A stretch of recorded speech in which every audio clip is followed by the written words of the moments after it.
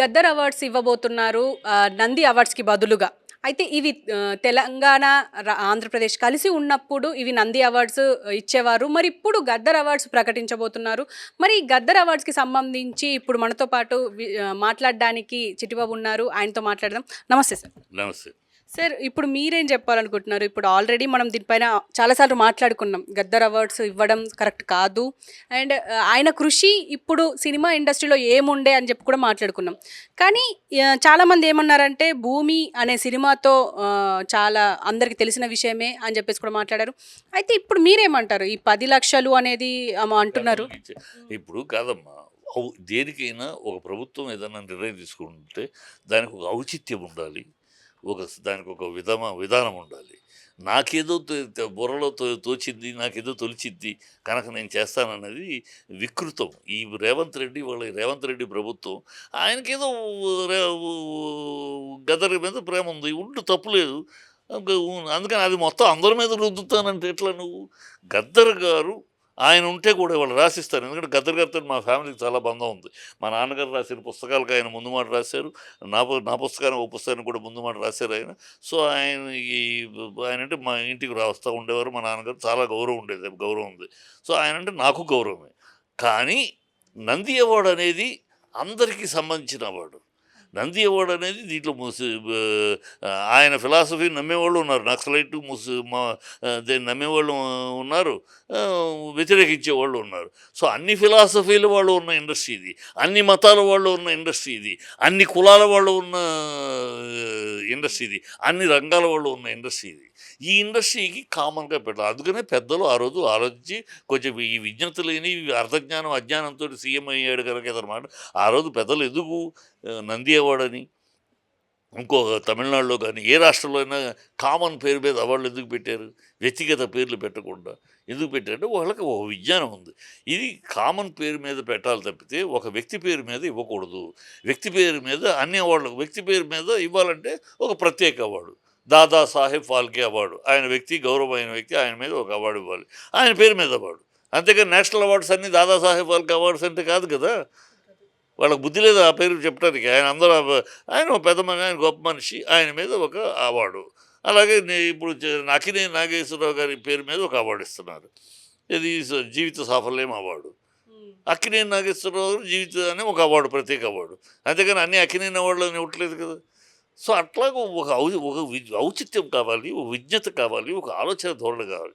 ఈ ప్రభుత్వానికి, రేవంత్ ప్రభుత్వానికి ఏ రకమైన ఆలోచన నోటికి తెలిస్తే వాళ్ళకి తోచిన వెర్రీనే వేదాలాగా తీసుకుని చేయటం తప్పితే ఆయన పేరు మీద ఇవ్వండి. బ్రహ్మాండంగా ఒక మంచి అవార్డు ఎవ్రీ ఇయర్, ఒక గొప్ప అవార్డు, దాదాసాహెబ్ అవార్డు అంత లెవెల్ అవార్డు బ్రహ్మాండంగా ఎవ్రీ ఇయర్ స్పెషల్ అవార్డు అని గద్దర్ పేరు మీద నువ్వు ఇస్తే ఆయనే ఒప్పుకోడు. మనం బతుకుంటే నాకు తెలుసు ఆయన గురించి. ఆయన నంది అవార్డు ఇస్తే తిరస్కరించాడు. ఆయన ఎందుకు తిరస్కరించాడు? ఈ రాజ్యాంగాన్ని నమ్మను నేను, ఈ రాజ్యాంగం, భారత రాజ్యాంగాన్ని నేను నమ్మను, నాకు ఇది రాజ్యాంగం కాదు, ఈ ప్రజాస్వామ్యంలో ప్రజల భాగస్వామ్యం లేదు, ఇది ప్రజాస్వామ్యం కాదు, డొల్లా, ఈ రాజ్యాంగాన్ని నేను నమ్మను కనుక ఈ రాజ్యాంగం ద్వారా ఇచ్చిన ఈ అవార్డు నాకు వద్దు అని తిరస్కరించాడు. ఆయన అంత స్ట్రాంగ్గా ఉన్నాడు. చివరిదాకా ఆయన ఏ వేదిక ఎక్కినా, ఎక్కడ ఎక్కినా, ఆయన తన వేదిక ఇంకో వేదిక ఎక్కడెక్కినా కూడా ఈ మాటను వదిలిపెట్టాల. బుల్లెట్ తోటి స్వరాజ్యం కానీ బ్యాలెట్ తోటి కాదు. ఈ బ్యాలెట్ రాజ్యాంగాన్ని ఆయన వ్యతిరేకించాడు. అది ఆయన విధానం, దాన్ని తప్పట్టగల ఆయన విధానం. అలాగే బతికాడు ఆయన, మొదటి రోజు నుంచి చివరి రోజు దాకా అలాగే బతికాడు. కానీ సీఎం రేవంత్ రెడ్డి ఇది అనుకుని ఉండొచ్చు కదా, ఆయన నంది అవార్డుని తిరస్కరించారు కాబట్టి ఆయన పేరు మీదనే ఇది అవార్డు పెడితే బాగుంటుందేమో. పేరు మీద ఎట్లా ఇస్తామో బుద్ధి ఉండాలి కదమ్మా. ఇప్పుడు నేనున్నాను, నేను ఆయన మీద చాలా గౌరవం, ఆయన మీద ప్రత్యేక అవార్డు అయితే ఆయన పేరు మీద ఒక అవార్డు ఇస్తే నేను ఆ మావోయిజానికి వ్యతిరేకము, నేను ఆ నక్సలిజానికి వ్యతిరేకము, నేను ఎందుకు ఆయన పేరు మీద అవార్డు తీసుకుంటాను? నన్ను ఎందుకు నువ్వు బలవంతం చేస్తావు? నీకు అధికారం ఉంది కనుక నీ ఇష్టం వచ్చాడు అనౌన్స్ చేస్తావా? ఎందుకు పెద్దలు ఎందుకు కామన్ పేర్లు పెట్టారు? అమంత విజ్ఞానం ఉండాలి కదా. నీకు ఓకే, కేసీఆర్ గారు సింహ అవార్డు అన్నారు, అది నీకు నచ్చలేదు. అది గత ప్రభుత్వం ఏం చేసినా మార్చాలంటే పిల్లతనపు ఎలిమెంటరీ స్కూల్ పిల్లలాగా చేస్తున్నావు, ఓకే మార్చుకో, దానికైనా మార్చు, బ్రహ్మాండంగా మార్చు. మన తెలంగాణ కవి దాశరథి రాశారు, కోటి రతనాల వీణ తెలంగాణ అన్నాడు. కోటి రతనాల వీణ అన్నాడు తెలంగాణ. వీణ అవార్డుని పెట్టు, వీణా అవార్డు అని పెట్టు, కామన్ అదందరికీ. ఆయన గౌరవించినటువంటి దాశరథి గారిని, మహాకవి, తెలంగాణ నుంచి వెలిగిన ఒక మహాకవి ఆయన కదా.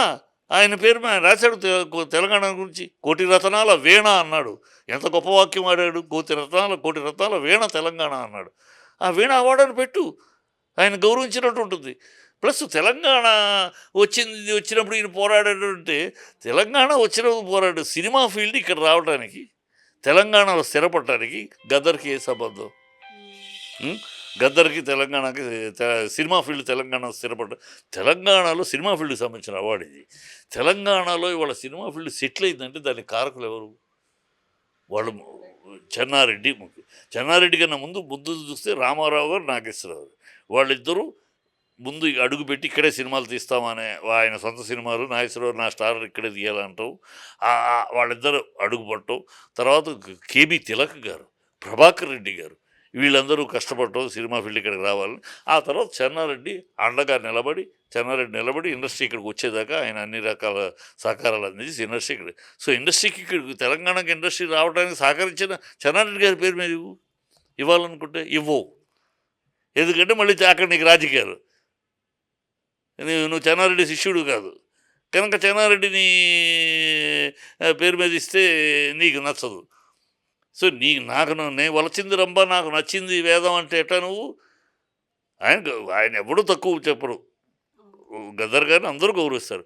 ఆయన పేరు మీద అదే ఔచిత్యం అన్నది, అదే బ్రెయిన్ అనేది. అందుకని ఈయన ఇలా అంటాడు. ఆ గాలివాటంగా వచ్చి ముఖ్యమంత్రి అయిన వాళ్ళకి ఇలాగే ఉంటుందమ్మా. వాళ్ళకు ఒక విధానము, ఒక పద్ధతి ఏముండదు. ఏమి తోస్తే అది మనకి ఏ వెర్రి తోస్తే ఆ వెర్రిని వేదంగా తీసుకొచ్చే బాపతు. అదే తప్పితే ఏమాత్రం ఇంగితం లేదు, ఏమాత్రం విజ్ఞానం లేదు. అర్ధజ్ఞానంతో అజ్ఞానంతో అనౌన్స్ చేస్తారు. ఇది చాలా రేపు అవార్డులు అనౌన్స్ చేస్తే కూడా చాలామంది రిజెక్ట్ చేస్తారు. అంటే ఇప్పుడు 10 లక్షలు ఖర్చుతో చేస్తున్నారు అంటున్నారు. కానీ ఈ జనరేషన్లో 10 లక్షలతో ఎక్కడవుతుంది సార్? కోట్లలో ఖర్చు అవుతుంది. 10 లక్షలు ఖర్చు ఫంక్షన్లు కానీ ఈ ప్రోగ్రామ్ వాటి కోసం ఖర్చుకి. ఇంక రేపు ఫస్ట్ స్టార్టింగ్ 10 లక్షలు రిలీజ్ చేశారు. ఆయనకేం ఎందుకు రిలీజ్ చేశారు ఇప్పుడు? అది అనౌన్స్ చేయగల. కానీ ఎందుకు చేశాడు? Diversion politics. ఇవాళ ప్రజలు ఉమ్మూస్తున్నారు ఈ రేవంత్ రెడ్డి ప్రభుత్వం మీద. చీతూ అని ఊస్తున్నారు.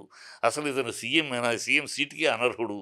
భాష తీరు, మాట తీరు ఏమి అన్నీ లేదు. కేవలం అధిష్టానానికి మూటలు చేర్చడానికి తప్పితే ఎందుకు పనికిరాడుతాను అని ప్రజలు ఊస్తున్నారు, అసహించుకుంటున్నారు, కొడుతున్నారు. సో దాని నుంచి ప్రజల ఆగ్రహం నుంచి డైవర్ట్ చేయడానికి అప్పుడప్పుడు ఇలా ఇదొకటి. ఇప్పుడు చూడండి ఈ చర్చ, ఆయనకి ఈ దరిద్రం తప్పితే ఏమీ అతనికి ఏమాత్రం ఈ నిర్ణయంలో ఔచిత్యం. దీంట్లో మళ్ళీ కులాలు, ఇప్పుడు మళ్ళీ మాదిగా తీసుకురావడం,